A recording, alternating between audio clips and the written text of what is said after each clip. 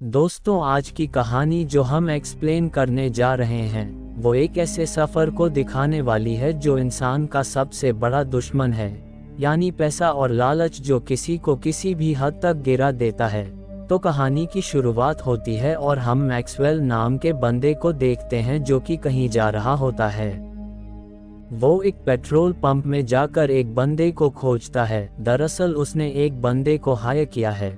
फिर हम देखते हैं कि मैक्सवेल उस बंदे के साथ बैठकर जाने लगता है। काफ़ी देर चलने के बाद हम देखते हैं कि रात हो चुकी और दोनों एक जगह पर रुककर आराम करने लगते हैं। उसी बीच मैक्सवेल को जोर से पेशाब आता है, इसलिए वो पेशाब करने के लिए जाकर पेशाब करने लगता है। तभी मैक्सवेल को ज़मीन पर कुछ दिखता है। मैक्सवेल को ज़मीन पर कुछ चमकीला दिखता है, इसलिए वो मिट्टी को वहाँ से हटाता है। दरअसल वो चमकीला चीज कुछ और नहीं बल्कि सोना था।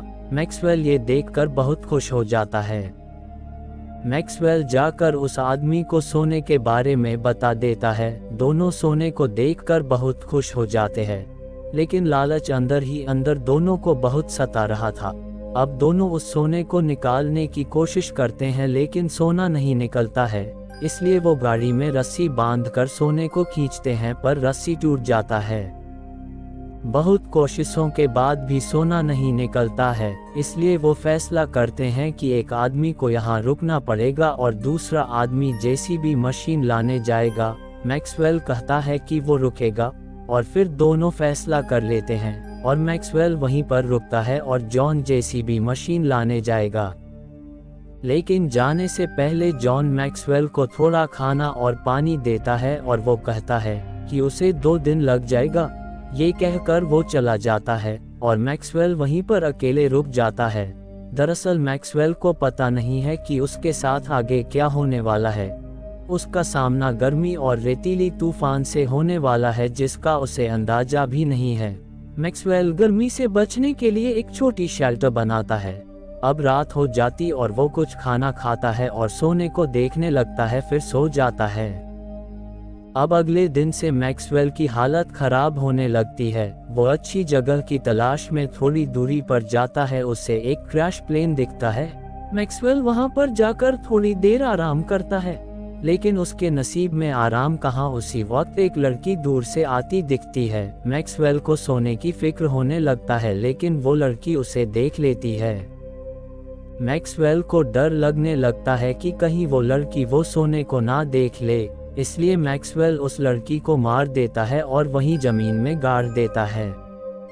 मैक्सवेल बहुत पछताता है कि उसने ये क्या कर दिया। अब मैक्सवेल की हालत बहुत खराब होती जा रही है, जिससे उसे चलने में भी दिक्कत हो रही है।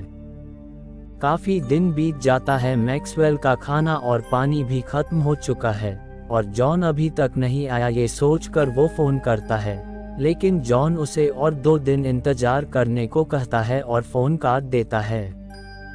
दरअसल जॉन उससे थोड़ी ही दूरी पर होता है। वो जानबूझकर उसे मरने के लिए छोड़ दिया था। वो थोड़ी ही दूरी पर उसका मरने का इंतजार कर रहा होता है। इधर मैक्सवेल खाना और पानी के बगैर अधमरा हो चुका था। उसे जंगली जानवर नोच नोच कर खा रहे थे और जॉन ये सब देखकर काफी खुश हो रहा था। दरअसल जॉन उस सोने का अकेले ही मालिक बनना चाहता था। मैक्सवेल के मर जाने के बाद जॉन जेसीबी मशीन लेकर आता है और काफी खुश हो जाता है, लेकिन वो कहते हैं ना कि ऊपर वाले के घर में देर है अंधेर नहीं।